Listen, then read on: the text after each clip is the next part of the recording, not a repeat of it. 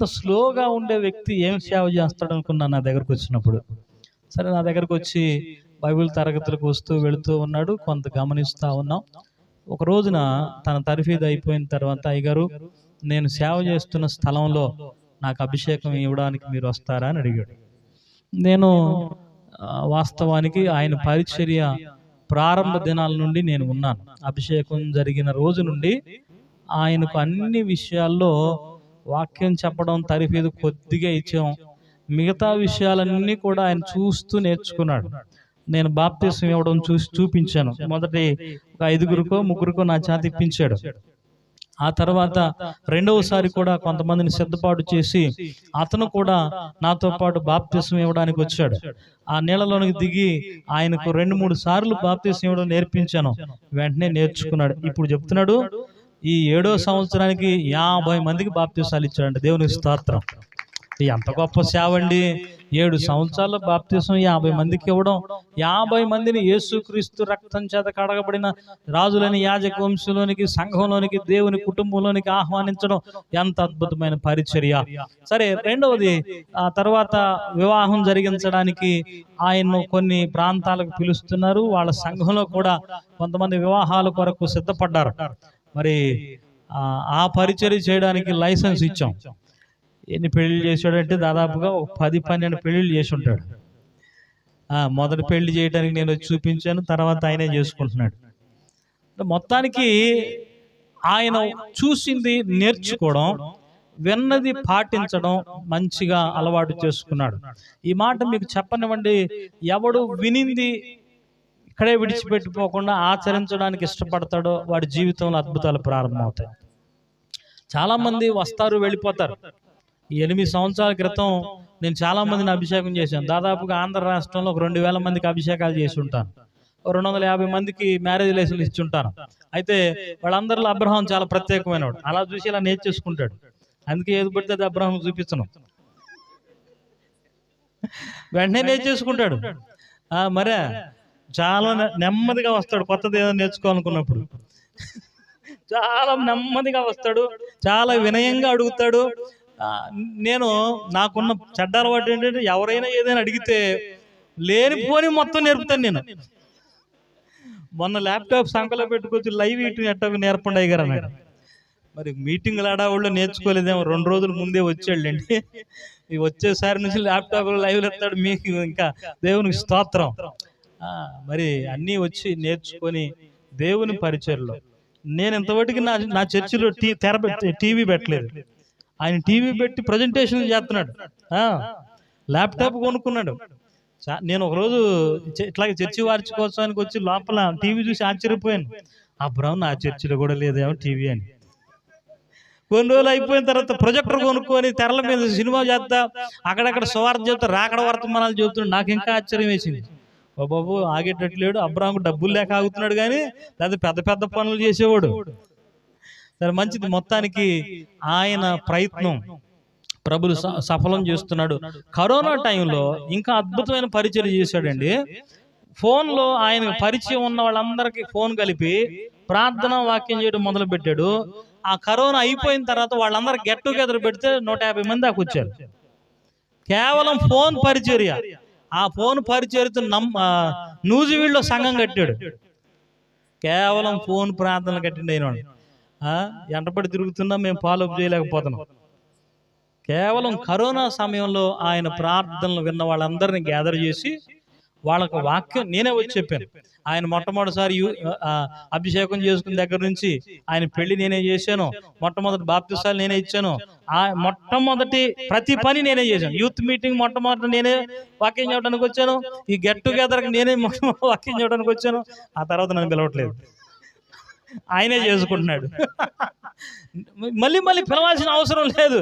ఇక రేపు జాషువా గారిని కూడా పిలుస్తాడో లేదో తెలియదు, అది కూడా చేస్తాడు. ఆయనే మ్యూజిక్ కొట్టుకుంటాడు, ఆయనే పాడుకుంటాడు.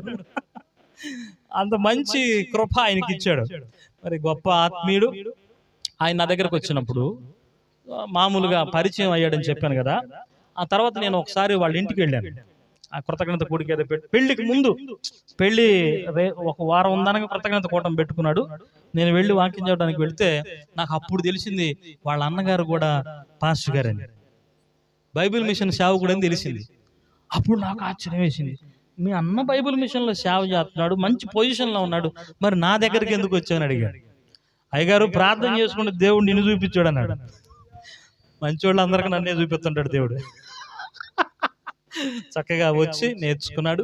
అన్ని ప్రేమపూర్వకంగా చక్కగా విధేయతగా ఉండి ఆయన పరిచర్లు అభివృద్ధి అవడం మేము చూస్తా ఉన్నాం. ఈ మాటను బట్టి మీకు మాట చెప్పాలి, నమ్మకమైన వానికి దీవెనలు మెండుగా కలుగును. చూడండి, సామెతల గ్రంథంలో ఈ మాట చదువుతాము. సామెతల గ్రంథం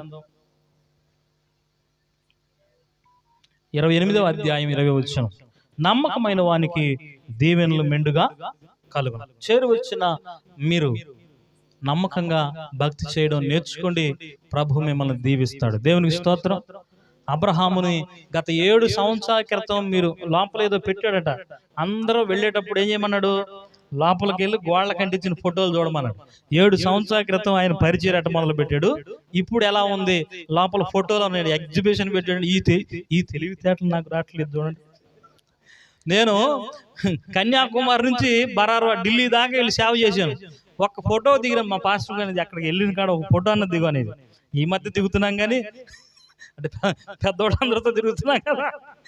ఈ మధ్య అబ్రాహం చూసి నేను నేర్చుకున్నాను, ఏడకపోయినా ఫోటో దిగటం. చక్కగా ఆయన పరిచర్య ఎలా దేన స్థితి నుంచి ఘనమైన ఈ మందిరం, చక్కని మందిరంలో ఎవరో మా బలి నవ్వుతున్నాయి. ఏంటంటే నవ్వు బాగుంది, బలి నవ్వు ఏదో ఒకసారి నవ్వు అమ్మాయి, ముత్యాలు రాలిని ఏంటి నవ్వు, బలి నవ్వుతున్నారు మీరు. నేను చెప్పేదానికి నవ్వుతున్నారు ఏంటి? అంత పెద్ద జోక్ ఇచ్చానా?